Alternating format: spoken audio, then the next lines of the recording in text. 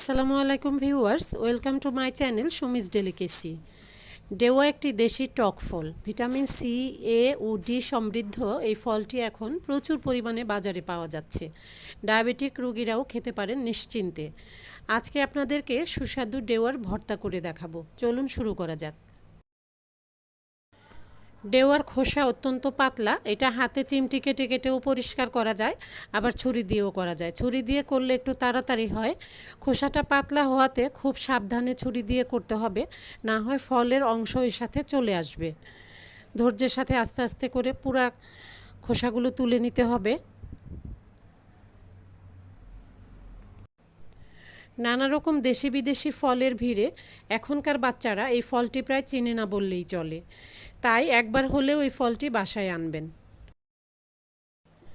আমি পুরো ডেওয়ার চামড়া ভালোভাবে পরিষ্কার করে নিয়েছি। এখন এটা দিয়ে ভর্তা তৈরি করব। ডেওয়াটা আমি এখন ভেঙে নিচ্ছি। এর মধ্যে ছোট ছোট বিচি আছে, আর মাঝখানে একটি মুলির মতো আছে, কাঁঠালে যেরকম থাকে। তো এটা ফেলে দিতে হবে, এই মুলিটা খাওয়া যায় না।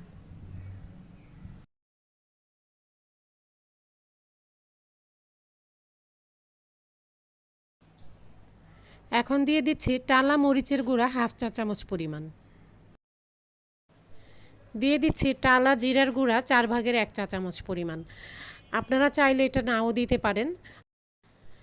এখন দিব 1/4 চা চামচ পরিমাণ বিট লবণ,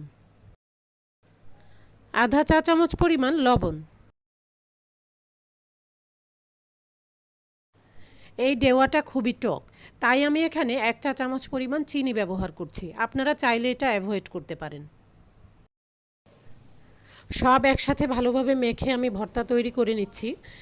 আর আমি এখানে যে উপকরণগুলো ব্যবহার করেছি, আপনারা চাইলে এই উপকরণগুলো কম বা বেশি করে আপনাদের রুচি অনুযায়ী ব্যবহার করতে পারেন। ডেওয়ার ভর্তা বানানো খুবই সহজ, শুধু চামড়া ছাড়ানোটা একটু ঝামেলার। একটু কষ্ট করে একবার ভর্তাটা বানিয়ে খেয়ে দেখবেন, এটা খুবই মজার।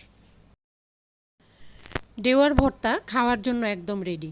রেসিপিটি কেমন লাগলো কমেন্টে জানাবেন, আর ভালো লাগলে লাইক, শেয়ার এবং সাবস্ক্রাইব করবেন।